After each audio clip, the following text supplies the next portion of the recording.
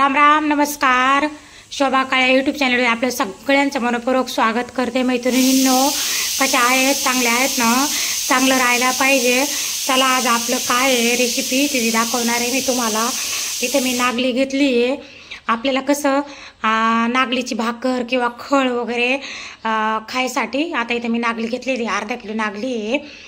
आता ही धुवून घेतली होती मी, आधी धुवून वाळून चिळून सगळं व्यवस्थित घेतलेली आहे. आता आपल्याला ना याला दळून आणायचं आहे.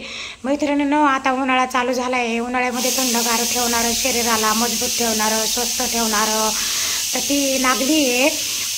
नागलीचे फायदे तर माहीतच आहे सगळ्यांना, प्रत्येकाला अनेक फायदे आहे नागलीचे.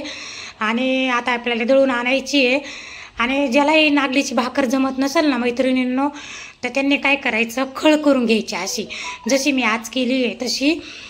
जसं कॅल्शियम कमी वगैरे आता येतं, आपण दळून आणलेली आहे नागली. अर्धा किलो नागलीचं पीठ आहे.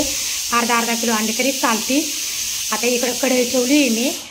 मैत्रिणींनो, अशी खळ करून खा, लहान लेकरांना द्या, तुम्ही खा, घरातल्या सगळ्या माणसांना द्या. कारण हे शरीराला कॅल्शियम कमी पडू देत नाही, हाडं मजबूत होतात येणं. इथं तेल टाकलं होतं मी, तेलामध्ये जिरे टाकले. आता आपल्याला थोडंसं हिंग टाकायचं याच्यामध्ये, थोडंसं नंतर मीठ टाकायचं.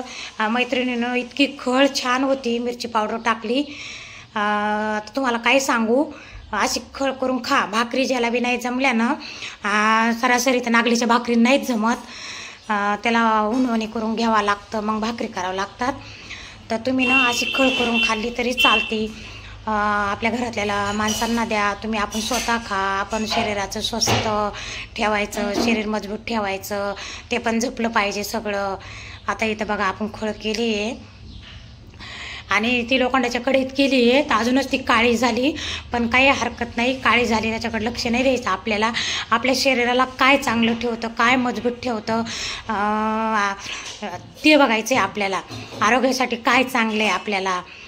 तर आता इथे खळ झाली, इतकी छान खळ लागते. आता तुम्हाला मी काय सांगू, तुम्ही एकदा नक्की करून खा. जर ही खळ आवडली तरी सबस्क्राईब करा, लाईक करा, शेअर करा, कमेंट करा, पण नक्की करून खा. काळी झाली तर त्याच्याकडे लक्ष देऊ नका, बघू नका. आपलं स्वस्थ शरीर कसं ठेवायचं, निरोगी शरीर कसं ठेवायचं, तर त्याच्यासाठी नागलीची खळ टाकलेली आहे मी. आणि इतकी चवदार झाली, छान झाली. मैत्रिणींनो, अशी खळ तुम्ही करून नक्की खा, लहान लेकरांना द्या. आता इथं लोखंडाच्या कढईतच करून घेतलेली मी. आणि तुम्ही पण लोखंडाचं भांडे वगैरे वापरायला सुरुवात करा. तवा, कढई नसेल तुमच्याकडं वापरायला सुरुवात केलेली तर. अशी खळ झालेली मैत्रिणींनो, खूप चविष्ट लागते.